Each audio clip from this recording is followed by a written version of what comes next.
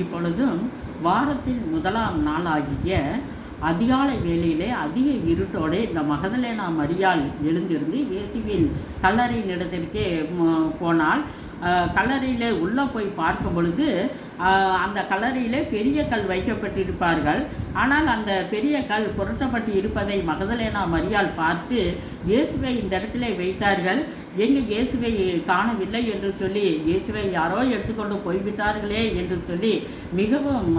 அழுது கொண்டு இருக்கும் பொழுது இயேசுவை வைத்த இடத்தில் தலைமேட்டில் ஒரு தேவதூதரும் கால்மேட்டில் ஒரு தேவதூதரும் 2 தேவதூதரும் இந்த மகதலேனா மரியாளை பார்த்து, ஸ்ரீயே ஏன் அழுகிறாய், யாரை தேடுகிறாய் என்று சொல்லி கேட்கும் பொழுது, நான் இயேசுவை இந்த வைத்த இடத்திலே இயேசுவை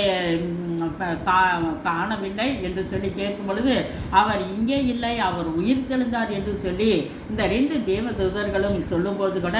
மரியாள் அதை நம்பாதபடிக்கு அவர் 2-3 ஸ்டெப்பு முன்னாடி வரும் பொழுது இயேசுவானவரின் பின்புறத்திலே மகதலேனா மரியாள் பார்த்து, தோட்டக்காரர் என்று நினைத்து, ஐயா தோட்டக்காரரே, என் இயேசுவை திருடிக்கொண்டு போயிருப்பேரானால் என்னிடத்திலே அதை கொடுத்துவிடும், இல்லைனா எங்கே இயேசுவானவரை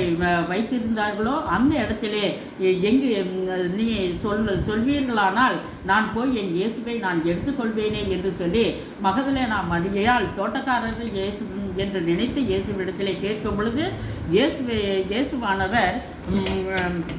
இயேசுவானவர் திரும்பி பார்த்து, மரியாளே ஏன் அழுகிறாய் என்று சொல்லி கேட்கும் பொழுது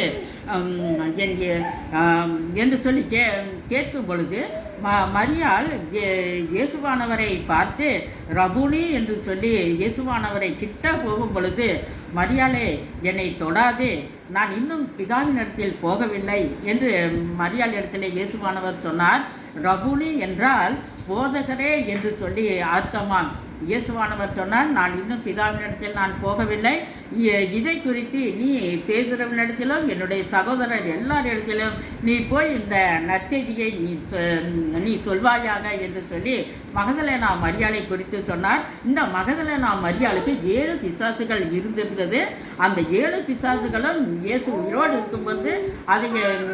மகதலேனா மரியாளுக்கு சுத்தப்படுத்தி பரிசுத்தப்படுத்தினார். ஆமேன்.